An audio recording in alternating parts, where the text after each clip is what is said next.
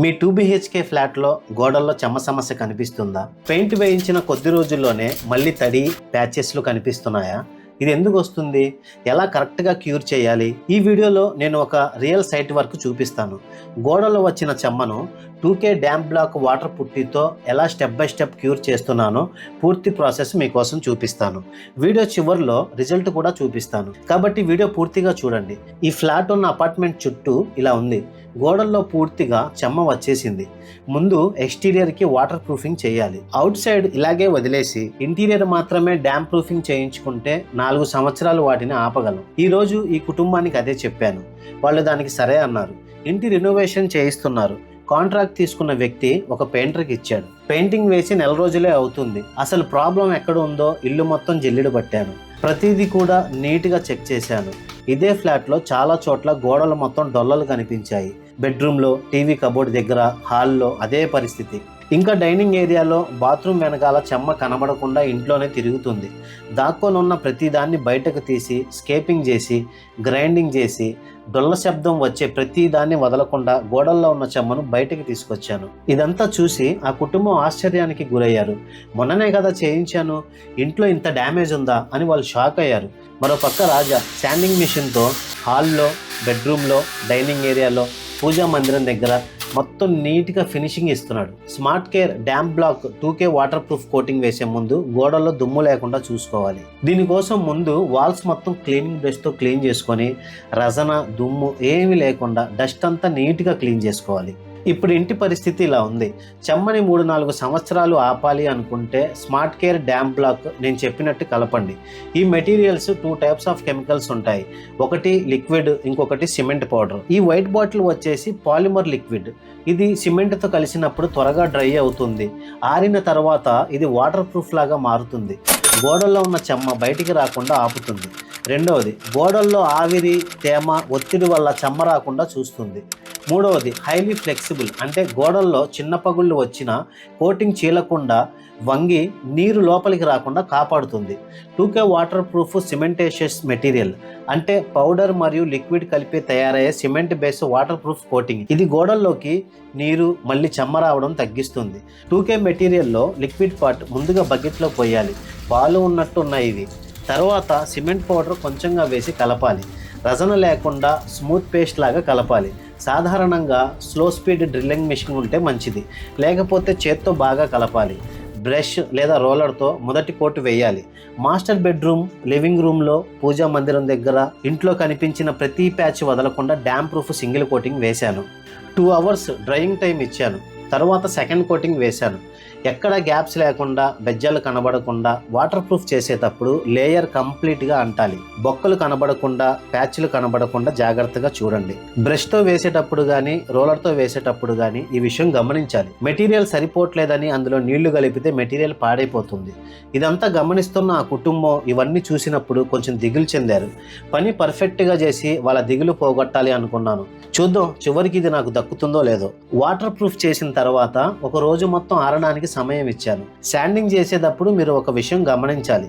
మీరు గోడలో తడి చెమ్మ ఉందా, పొడి చెమ్మ ఉందా నోట్ చేయండి. తడి చెమ్మ ఉంటే ఒక 1 వీక్ గోడ ఆరడానికి వదిలేయండి, సమయం ఇవ్వండి. డాంప్నెస్ క్యూరింగ్ అనేది ఇంటీరియర్లో గోడలు పొడిగా ఉంటేనే క్యూరింగ్ చేసే సమయంలో పర్ఫెక్ట్ రిజల్ట్స్ వస్తాయి. మరుసటి రోజు పొద్దున్నే వాటర్ ప్రూఫ్ కోటింగ్ మొత్తం చెక్ చేశాను. చక్కగా నీట్గా ఆరిపోయింది. డ్యామ్ ప్రూఫ్ అంతా ఆరిపోయిన తర్వాత ఇది చూసి అంత రచన ఉందో, దీని మీద పుట్టి గట్టిగా అంటుకుంటుంది. బాగా గ్రిప్పింగ్ వచ్చింది కదా. ఇది ఆరిపోతే ఏంటంటే చెమ్మ ఒకసారి లోనకు రమ్మన్నా కూడా రాదు. ఇది చూడండి ఒకసారి ఎంత గట్టిగా ఉందో, స్ట్రాంగ్గా ఉంది ఇది. తర్వాత దీని మీద బిర్లా వాల్కేర్ పుట్టి సింగిల్ కోటింగ్ చిక్కగా బ్లేడ్తో అప్లై చేసి గోడకి లెవెల్ అయ్యేలాగా చూసుకుంటూ బ్లేడ్తో లెవెల్ ఇచ్చాను. 1 mm ఎత్తు వచ్చేలాగా చూసుకున్నాను. ఎందుకంటే శాండింగ్ చేసేటప్పుడు గోడకి లెవెల్ చేయాలి. అది మిషన్తో శాండింగ్ చేసినా ఓకే, 150 నెంబర్ శాండింగ్ పేపర్తో శాండింగ్ చేసినా ఓకే. ఇంటీరియర్ మొత్తం అలాగే పుట్టి అప్లై చేశాను. ప్రతి ప్యాచ్ కూడా చాలా చక్కగా నీట్గా లెవెల్గా మారింది. పని 50% మాత్రమే అయ్యింది. గోడలు ఆరడానికి సమయం ఇచ్చాను. మరుసటి రోజు పొద్దున్నే వాల్స్ మొత్తం డ్రై అయిందో లేదో చెక్ చేసుకొని కంప్లీట్గా పుట్టికి ఫినిషింగ్ ఇస్తూ శాండింగ్ చేసుకుంటూ క్లీనింగ్ చేసుకొని వర్క్ని నీట్గా చేశాను. ఫ్లాట్స్లో పెయింటర్స్ చేసే మిస్టేక్స్ ఏంటంటే గుమ్మం దగ్గర ఎడ్జెస్ట్కి పుట్టి పెట్టరు. వర్క్ చేసే టైంలో కొన్ని పొరపాట్లు జరుగుతాయి, కానీ అది సరిచేయాల్సిన బాధ్యత పెయింటర్కి ఉండాలి. పెయింటర్లు కొంతమంది వాల్స్ మీద పుట్టి శాండింగ్ చేయలేక ఫస్ట్ కోటింగ్ వాల్ పుట్టి పెడుతున్నారు, సెకండ్ కోటింగ్ ఏమో సీలింగ్కి పెట్టే ఆల్టెక్ పెడుతున్నారు. అది శాండింగ్ చేసేటప్పుడు సులువుగా ఉండే మెటీరియల్. అందుకే మీరు చూడండి, ఇప్పుడు చెమ్మ వచ్చిన గోడ దగ్గర అది పొడి పొడిగా రాలిపోతుంది. రాలేదు, ఆల్టెక్ మీద పెట్టారు, అందుకే అలా వచ్చింది. కొంతమంది పెయింటర్లకు చెప్తున్నాను, ఇలా మోసం చేయకండి. చేతితో శాండింగ్ చేయడానికి ఇబ్బందిగా ఉంటే మిషన్లు కొనండి. శాండింగ్ మిషన్స్తో వర్క్ చేయండి, అప్డేట్ అవ్వండి. ఈ గదికి ఆల్టెక్ ఉండడం వల్ల మేము శాండింగ్ చేసేటప్పుడు పక్కన పెయింట్ మళ్ళీ పొరలాగా ఊడిపోయింది. దీని మీద పెయింటింగ్ వేస్తే ఫినిషింగ్ తర్వాత నీట్గా కనిపించదు. అందుకే దీనికోసం మళ్ళీ వాల్ పుట్టి సింగిల్ కోటింగ్ అప్లై చేసి మళ్ళీ అది ఆరడానికి టైం ఇచ్చి నిదానంగా వర్క్ నీట్గా చేశాను. వర్క్ విషయంలో ఎక్కడ కాంప్రమైజ్ అవ్వలేదు. తరువాత గోడలు మొత్తం డ్రై అయ్యాయి.